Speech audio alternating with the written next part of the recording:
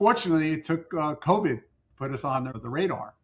And basically, PE money had always changed restaurants and things of that nature. And guess who closed up during COVID? But guess who was still operating? And then they found out, you know what, this is a really good business. But it's a really good business if you have worked on the business to make it systematic.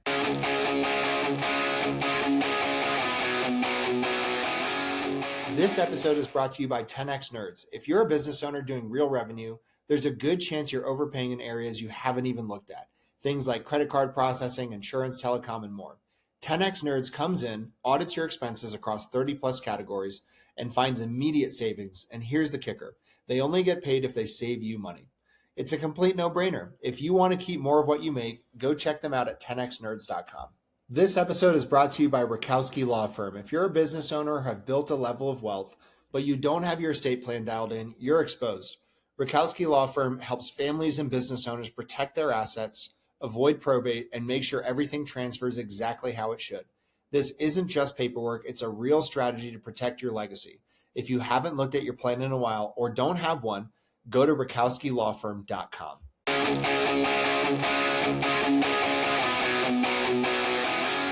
This episode is brought to you by Blue Collar Business Advisors. If you're running an HVAC, plumbing, electrical, or landscaping, or any other type of home service business and wondering where all the money is going despite growing your revenue, you need to talk to Paul Maskill. Paul has scaled and sold multiple blue-collar businesses and now helps business owners improve cash flow, profitability, and financial clarity through outsourced CFO services. His clients gain a better understanding of their numbers, build predictable profits, and create a business that supports the life they actually want. One of the things I appreciate most about Paul is he's not just a finance guy. He's been in the trenches as an owner. He understands the challenges of running blue-collar businesses because he's done it himself. If you're doing a few $1 million a year in revenue and want to stop guessing at your numbers and start building real wealth, head over to bluecollaradvisors.com. That's thebluecollaradvisors.com and schedule a discovery call with Paul and his team. Blue Collar Business Advisors, helping blue-collar business owners build financially healthy companies and achieve permanent profitability. This episode is brought to you by Corberry Digital. If you own an HVAC, plumbing, electrical, roofing, or home service business and you're tired of wondering where your next lead is coming from, you need to check out Corberry Digital. Corberry specializes exclusively in helping home service companies dominate their local markets through SEO, Google Ads, local service ads, websites, content marketing, and lead generation systems that actually produce a measurable ROI. Their team doesn't just focus on clicks and impressions. They help contractors lower customer acquisition costs, increase qualified leads, and build a marketing engine that scales. What I like about Corberry is they understand the blue-collar space. They aren't trying to be everything to everyone. Their entire focus is helping trades businesses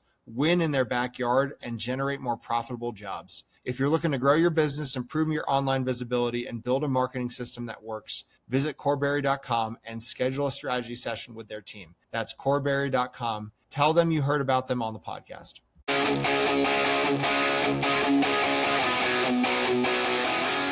This episode is brought to you by my friend Silas Lagoy over at ForgeMark Wealth.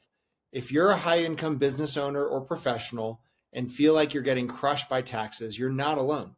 And more importantly, you're not stuck. ForgeMark Wealth specializes in advanced legal tax strategies and wealth planning designed to help you keep more of what you make, grow it efficiently, and actually build long-term freedom, not just income. If you're making serious money but don't have a real strategy behind it yet, I highly recommend connecting with Silas and his team. What's up, everybody? This episode is sponsored by ExitWise. If you're a business owner thinking about selling your company, whether that's now or years down the road, you need to know what your business is actually worth and how to maximize that exit. That's exactly what ExitWise does. They help you prepare, position, and ultimately sell your business by assembling a world-class team of M&A experts around you, guiding you from valuation all the way through closing. If you want to know what your business is really worth and how to increase that number before you sell, go check out exitwise.com and get ahead of it. What is up, everybody? Welcome back to another episode of the Builder's Bible and the Big Hitters podcast. This man has been on my list for a while, Al Levy, who is the 7 Power Contractor, and he is a legend in the blue-collar space. We were just talking about New York sports because we're both from that New York area, so go Knicks, go Yankees, go Giants. Al, man, what an honor to have you on the show. And multiple different people and big names too, like Tommy Mello. Like, you got to have Al on the show. So thank you so much for coming on, man. Drop some knowledge on us, man. Tell us about what you're up to, and tell us about your kind of wisdom from the space. Well, I always appreciate being called a legend, which just means that I've been around a long time and I survived. So that's what makes me always laugh. And I also think about I was the youngest of six. And if anyone referred to me as a legend, there would have been a big slap in the back of my head to try and keep me back in line. So my ego doesn't ever get too far out. But yeah, my quick story basically is that I came along, I was third generation in a plumbing, heating, cooling, electric company. And in the New York Northeast area at that time, there used to be fuel oil, which, if you don't know, it's basically like propane that you deliver to heat your house. You burn it. Same idea with trucks and whatnot. I learned how to drive a 3,300-gallon truck before I could drive a car. So that was the nature of the family business.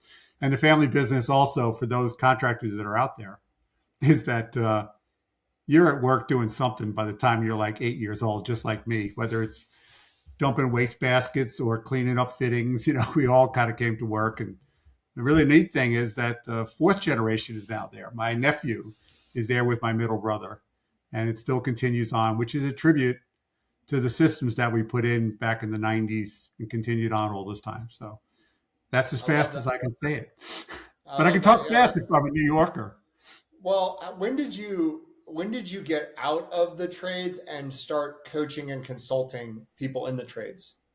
So I worked all the time I was talking about, even when I was junior high school, and even college. When I would come home, it wasn't like I got to run off with my friends. I was doing something at work. In college, I was already driving trucks and at the work or working as an assistant. But when I came home, and I had 26 full-time years at my company. And the last 3 years were really about my exit. I sat with my dad, who just came back from Florida. He had never really taken vacation. He comes back, and I said, "Dad, we have to talk." And so we go out to eat. And I said to him, in 3 years from now, I'm going to leave and go out and do consulting, because I think the rest of the country and contractors everywhere could benefit by the things we did. So he very, very cool, my dad. He just kept on eating, and he looked up and he goes, "So which of the brothers are you fighting with?" And I said, "Well, the good news is I'm not fighting with anybody at this point." So I'm happy to say that this is my decision. I really believe I don't want to be an old guy wishing I had. I really had that much commitment to it. So I left to do my own thing. I gave him 3 years notice, which it's always a great seminar cue in, because I ask guys, Andrew, I go, "How much notice do your employees give you when they leave? Like 2 weeks? 1 week? Go find them because they left silently quitting." I said, but yeah, I wasn't going to leave my brothers. And to be honest with you, there were things that I wanted to get done. I had to get people to replace me. But the big thing was that I wasn't coming back, and they didn't want me back. So it was good. Yeah. Well, talk to us about the 7 Power Contractor. What do you primarily do? What kind of transformations do you help business owners experience? So basically, it was a platform, because we had already grown to 17 million back in the 90s, when that was real money, and it was big at that time. Today, of course, 100 million, 250, like you mentioned, Tommy, 300 million. And I've had a lot of companies that I worked with go big money for PE. And even, like the franchise that I ran with my co-consultant and one of my customers, Zoom Drain, went nationwide as a franchise using these same systems. So what it really is designed is to be a platform. Think of it as you have a home that you're building, or that you've already built it.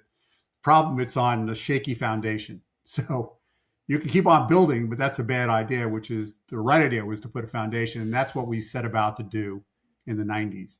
And that's really planning, operations, staffing, sales coaching, marketing, and finance. 7 things. That may not sound like a great epiphany, but Andrew, back then I was reading so much. I was going to podcasts, listening to webinars and, going to events, and I'd get a million great ideas. And then I lucky enough to join the forerunner what is Nexstar today, and got even more ideas. And what I quickly realized is I'm not short of ideas, I'm short of implementation. And I had to get down to, but what to implement, because there's so many great advice, it doesn't all fit. And in my book, which is really short on purpose, I talk about, if you're not careful And now mine was the good old days where I thought I was overloaded. Anybody today is so much more overloaded. There's all the great influencers. There's so much people out there. There's so much social media content. And there seems to be, if you really allow yourself, you could be at an event every week because there's an event going on every week in our space. And that's really gets to be confusing. So the 7 powers really was really to put this foundation under 2 types of companies: fast growers, like Tommy had already got to 15 million by the time I showed up in 2017. The bad news is every day he was in business, he was losing money. So my job was to get 15 million, break even, 15 million and grow. And by the way, time I was on the way for that, he comes over to me and he goes, "Al, we're going to be $100 million company." And this is, we hadn't, we're just swimming free from the mess that we've been there. And I already had enough exposure to him that knows. I said to him, I go, "Absolutely. Frankly, we'll be more." And then, recently he told me, he says, "We're going to be $1 billion company." And I would never bet against Tommy Mello ever. But he's really just one of the best examples of that. But I worked with condo builders in Montreal. I never built a condo. I've worked with kitchen cabinetry companies, roofing companies. I've worked with everybody likes to tell you, Andrew, my business is different. And my father used to go holding his finger for this far apart. He goes, "Yeah, that different." The basics of business are the same. We were serial entrepreneurs, my family. We had ice cream stores, we had liquor stores, we had multi-state real estate, we had a lot of things. But my father always stressed the number one golden goose was the industry, the plumbing, heating, cooling, electric business that we're in. Yeah, and that was interesting. Interesting. Yeah. Man, I have a lot of questions about that. So I'm curious to know though, I'm personally having this podcast, I get to interview guys from lots of industries. I'm into pest control right now. Those guys rip. It's insane. Like, yeah, and the pest control guys are in my programs, very much so. Yeah. So I didn't work directly with anybody, but I think pest control is so good. And I'm living here in Arizona where desert floor, we have pests. But I've got to tell you, it's not getting better. It's getting messier in many cases because of PE money and things of that nature. This is not a knock on PE money. It's just a knock on that, they're not organized enough. I have to place 4 calls to get somebody to understand that we're moving a schedule. It's Al, I'm sorry. Could you go back 2 minutes to when we started talking about pest control? Your audio completely cut out for some reason. Really? I didn't see a drop on. I can hear you, but yeah. So we started talking, you said pest control, it's not getting better. You live the floors in Arizona. Yeah. Yeah. How about now? Are you hearing me? Yeah, you sound great. It says 99% uploading, so I don't know what else I'm looking at, but I have got high speed here, big time. Having said that, I don't own Cox, so I don't know what's going on. And this mic is pretty good. So let me just give you a count of 10 and make sure we're good. 1, 2, 3, 4, 5, 6, 7, 8, 9, 10. So pest control with PE money, and it's not a knock on PE money, is they're getting bigger, but not necessarily getting better. And, I live here in Arizona, so I experience it from that level with a couple of different companies where people don't get back to you. It takes 3 phone calls to get through the customer experience. So I just think that there's a phenomenal opportunity in that space. Yeah, that's good. What other spaces are you into right now? Actually, I'd be curious to go after some guys in a new arena. You mentioned kitchen cabinets, flooring. Like what are some of the ones that are kind of cool to you? Yeah, well, to me, I think, Tommy and I have had many discussions in a number of stuff, but also a lot of the other guys is I believe highly in the demand business. And that just fancy way of saying is I want my house painted. I don't really need it painted this second. Yeah. I can't flush my toilet. I need that. My lights are blinking, or I can't plug in whatever I need to power. I mean, that's a demand business. So now, of course, I grew up in the industry, plumbing, heating, cooling, electric, but that's pretty big. Whatever is demand, or I need it right now. Now that will take you to a higher level of stress. Hence my tagline all these years was less stress, more success. Because when I was in their chair decades ago, all I felt was a ton of stress and not very successful. Yeah. Yeah. Al, what are some things that you typically, when you work with these business owners, Is it typically one or two areas primarily that you start with? Is it normally financial? Is it normally their people? Like, where do you normally start? Yeah, I was very lucky. Ellen Rohr, Rohr, she's kind of the financial queen.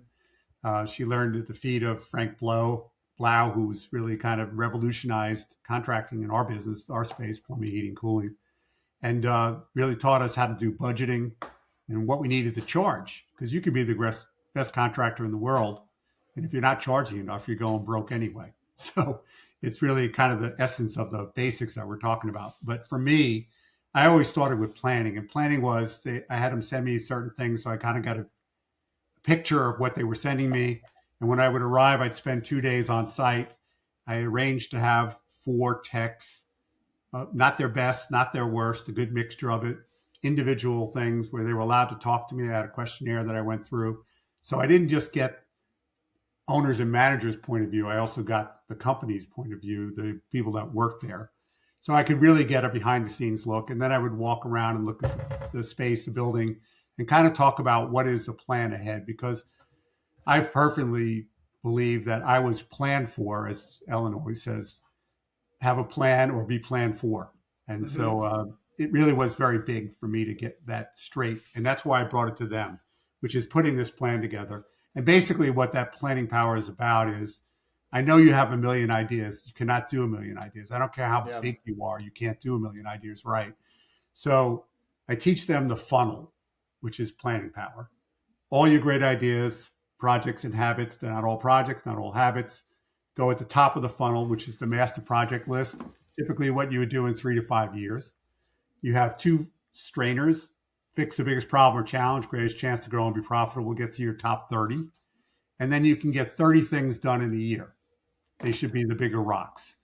But you can't work on 30 things at the same time without driving everyone insane and doing it badly. So you use the same strainer that fix the biggest problem or challenge, greatest chance to grow and be profitable. You arrive at your top 5. And the top 5 is posted somewhere to this day, even though there's electronic, it's out where everybody is. So the whole company knows what is it we're working on, why are we working on it, and here's the big one. What's the status? It's not how we get stuff done. It's how the team can hold you, the owners and managers, accountable. And that's a big part of it. Mm-hmm. Then I would write a report that we would set up, and then always next was operating, which is really about the org charts, and then think of it as a bingo board and the boxes on that. How do I cover that with its own playbook?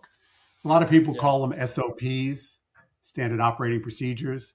To me, that's standard operating procedures are helpful in the absence of nothing, but they're really checklists. You could have AI write you 1,000 checklists. Doesn't mean they're interconnected. Whereas playbook, if you've ever played sports, if you're a center, if you're a wide receiver or whatever, there's a different playbook for each of them. Same thing goes on the org chart. And that really is kind of the difference between operating manuals, which is playbooks, versus SOPs. Yeah. And that's usually the first 2 steps I did with everyone. I love that. I'd be curious to hear your thoughts on hiring and maintaining skilled labor. That seems to be, I mean, I'll run these podcasts with guys 15, 20, 50 million. And sometimes, dude, we get off the podcast and I just want to give the guy a hug. You know, his number 2 just left him.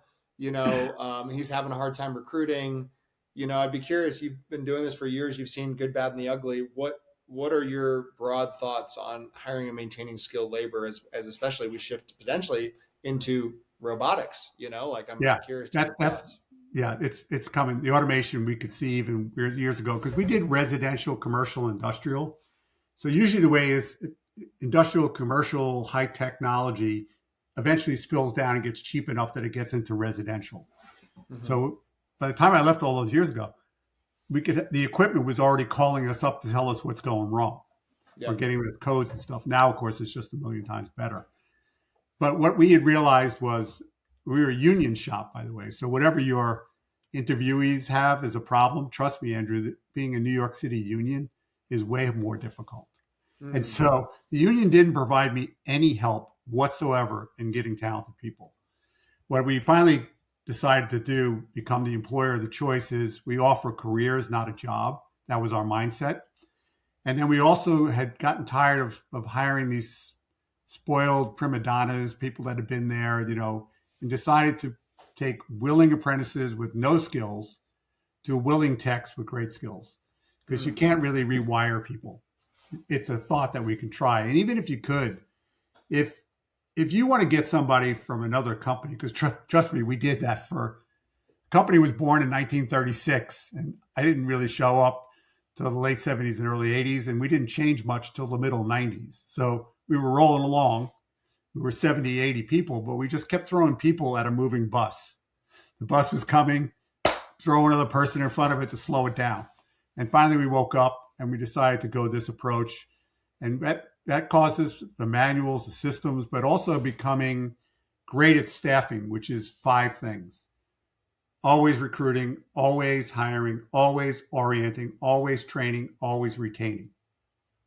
It's much easier to take somebody who's not skilled but willing, put them through a system where they come out at the end, than it is to always try and find what I call lightning in a bottle, or catching lightning in a bottle, where they're magically a willing person and they have great skills. You're going to be in short supply of that. And so we had built a training center that was based on the operating manuals so that we could run all the calls and make them feel like they were in that space right in our own shop. We became better trainers ourselves, because the dilemma for us, myself and my brother Richie in particular, was that when we relied on other people to do the training, outside people, we were at the mercy, because there were 2 types of trainers in general. There are people who are very, very knowledgeable. The bad news is they're boring. So unless you can learn in your sleep, it's going to be difficult. And then there are other people who are very charismatic and engaging, but heaven forbid you ask them any question of any technical depth, quickly you find out that they don't really know what they're standing in front of. So we felt that we could teach 80% of what needed to be done. And so we had to bring our training skills up, which is a big part of staffing power. And that's also because of what I brought, so that's planning, operations, staffing. The companies that I worked with became highly sought after throughout the country, because they created this pipeline of their own techs. Yeah. I love that. What's something that you're fired up about recently that we haven't talked about? It could be anything, I think the correct use of AI is what I'm really fired on. And I use those words. I use those words very much in that order. AI, as it is today, is getting better and better. And I'm old enough to think about the first of the GPS was semi-accurate. It was better than my guessing, but it wasn't very good, and just kept getting better and better, as the feedback loop will do. Having said that, if your company is a mess and you just think you can run it all on AI, or AI will fix it all, that's like going out and finding a magic person or general manager or somebody like that who's going to come and fix the whole thing. Number one, that's not likely. The second thing is, if they can do all this magic, why are they working for you? Why don't they go off and do their own company? So that's going to be another, like you talked about, needing a hug, because these people leave. It's not that we didn't care people left, but we encouraged them to go wherever it serves you best. But we already had the depth at every position. So it's not just a magic person. We had depth as well. Yeah, I love that. Yeah, it's interesting. Al, I own an AI agency, and a year ago, God told me to create freedom for business owners. So I named my company Freedom AI. And I believe AI is just a tool to create freedom. And I'm so shocked by some of the responses I get, like straight up people saying, I'll never use it. I'm like, are you kidding? That blows my mind. So you know what? Give me your laptop, give me your cell phone. You can't use them ever again. So But the problem is the balance I talked about. If you haven't worked out the workflows and the descriptions and things of that nature, AI is just going to churn bad information. It hasn't changed since I was throwing a deck of cards into a computer to come out with what my phone can do in like a tenth of a second. And so you have to get the workflow straight, the flow charts straight, all of that straight, because AI is the best virtual assistant you ever had. and certainly going to be even better. But they're only getting you into the ballpark. They don't necessarily get you to the row and seat. That still takes some work from people that are trained to be able to make sure that the information that's getting out fits with other information, that it's good. So this autopilot, in my opinion, is misguided. And that's why I think the people who can figure out how the AI and AI agents can work together, that really makes a big difference. But getting back to having this platform, and yes, it sounds prejudiced, but I don't really care because I'm well on my way. At this point, you still need the platform. And then AI can do things better. Yeah. Can it be your only contact point on the phone? I believe not, and not because of my age. I don't look at yellow pages. My wife and I have been on Google way before you were, and so it's. I've always appreciated all of the technology that comes along. I still do today, no question about it. But it's got to be technology with a purpose, and it's got to be integrated in a way that works. Does that make sense? Yeah. Yeah. Al, man, you're a wealth of knowledge, and I'm so grateful that you came on the podcast today. Is there anything we haven't talked about today that you'd want to make sure to mention? Well, I'm excited that the trades are finally getting the light that they deserve. For years we've been yelling like, "Hey, you need us," and unfortunately, it took COVID to put us on the radar. And basically, PE money had always changed, restaurants and things of that nature. And guess who closed up during COVID? But guess who was still operating? And then they found out, this is a really good business. But it's a really good business if you have worked on the business to make it systematic. It's great systems help people become great. Not great people will overcome broken or non-existent systems. Yeah. Well, Al, man, such an honor having you on the podcast. Where can people find out more about your business if they want to learn more? The best place is to go to the number 7 powercontractor.com. I've got a ton of blogs and helpful information about what I just barely skimmed the surface here. And there are products that are there, including starting with the book. If you haven't read 7 Power Contractor, I am dyslexic. I read that book in 2 to 4 hours because I had a really good editor. That was the goal. I wanted you to read it over and over again. It's also in Audible, and it's really sold all around the world. So I'm very, very pleased. Awesome, Al. Well, thank you so much for coming on the podcast. Don't go anywhere because I want to keep talking, but thanks for coming on the show.